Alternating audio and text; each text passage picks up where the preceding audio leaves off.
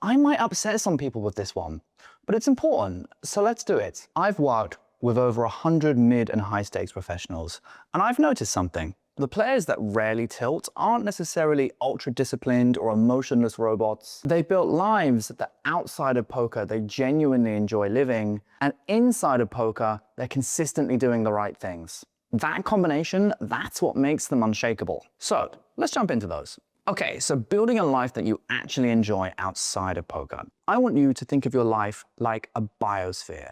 A biosphere is any sort of environment which happens in nature.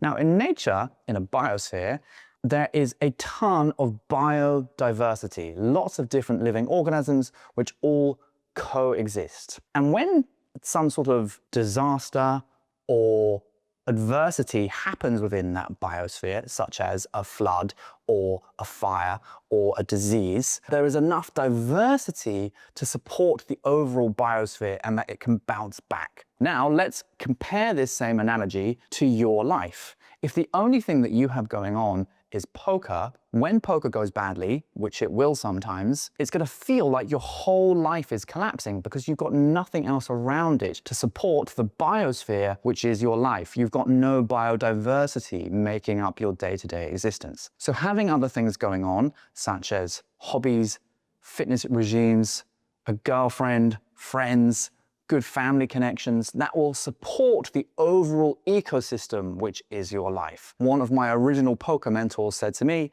it doesn't matter how badly poker has been going recently, the bar at the gym always weighs the same, and that holds true. Now, the second thing to think about is, are you actually doing the things which create poker success? And this is applicable to new players and also very, very established players that have maybe got complacent, which many do, especially people that start with me. They've been working in poker for a long time, they've had a lot of success, but they've lost some momentum and they're starting to feel like, am I doing something wrong or am I falling behind? So here's the thing. To have long-term success in poker, in my experience, you need to be doing the things which create those success. So you need to be preparing for your sessions mentally and physically. You need to be studying, and you need to be fully focused and fully immersed when you're playing poker. If you're not, you're going to lose out to someone that is. So I have sessions which people that start with me and they say, oh, I've just been tilting all the time and I don't really know why that is. I used to be calm and now I'm not. And we start to dig into it and I ask them, so how much have you been studying recently? And they go, well, you know, I used to study a lot, but now, you know, just sometimes when I'm with friends. And I ask, well, how does that make you feel, the fact that you've not been studying so much? And they go, oh, actually, you know what? I sort of feel like I'm not really giving this my all. So if that's what's happening, that you're not giving poker your all, then it's probably not a surprise that you're tilting when you're at the tables, because unconsciously you have this feeling of guilt that you're not really showing up to the process and perhaps are not really deserving of the results that you say that you want. Another great example of this would be focus at the poker tables. So for example, people that have been playing for a long time, maybe it just feels like kind of a bit of a grind at this point, and that's a whole other topic in itself. And as a result, they are playing poker, but they've also got a football game on in the background. And again, if you come away from that session, it's very easy to go, oh, well, I did everything. So,